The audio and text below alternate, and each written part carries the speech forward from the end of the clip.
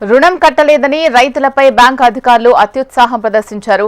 కర్నూలు జిల్లా చిప్పగిరి మండలంలో బెల్డోనా సొసైటీలో కొందరు రైతులు తమకు నష్టం వాటిల్లడంతో తీసుకున్న అప్పు కట్టలేదు. దీంతో అప్పు తీసుకున్న రైతుల ఇంటికి బ్యాంకు అధికారులు వచ్చారు. అప్పు తీర్చినందుకు ఇంట్లో సామాన్ తీసుకెళ్తున్నామని వారితో చెప్పారు. రైతుల ఇంట్లో ఉన్న టీవీలు, బైక్, ట్రాక్టర్లను బ్యాంకు అధికారులు స్వాధీనం చేసుకున్నారు.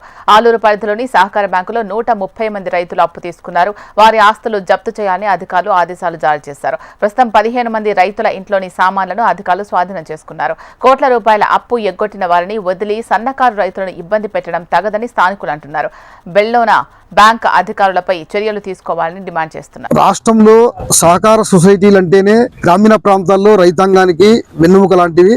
చిన్న సన్నకారు రైతులకు గ్రామీణ ప్రాంతాల్లో అప్పులు ఇచ్చి వసూలు చేసుకునే పరిస్థితి ఉంది. అది మనకందరికి తెలుసు.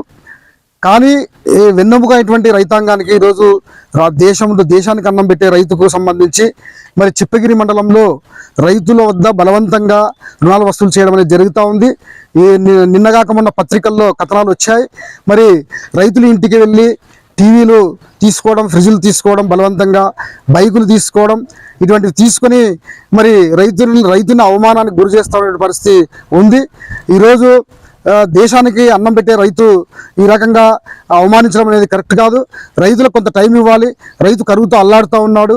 మనం చూస్తున్నాం అనేక మంది ఈరోజు దేశంలో పెట్టుబడిదారులు, బడా పెట్టుబడిదారులు, మరి కార్పొరేటు పెట్టుబడిదారులు మొత్తం కూడా వేల కోట్ల రూపాయలు ఎగవేసి అదాని, అంబానీ, విజయమాల్ లాంటి వాళ్ళు దర్జాగా విదేశాల్లో తిరుగుతూ ఉన్నారు.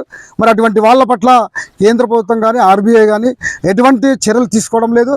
మరి అటువంటి వారి పట్ల తీసుకునేటువంటి ప్రభుత్వం చిన్న సన్నకారు రైతులు గ్రామీణ ప్రాంతాల్లో పంటల పండక, వర్షాలు రాక ఆత్మహత్యలు చేసుకున్నటువంటి ఇటువంటి పరిస్థితుల్లో ఆలూరు లాంటి ప్రాంతంలో ఈ రకంగా మరి రైతును అవమానకు గురి చేయడం తప్ప వేరే కాదు.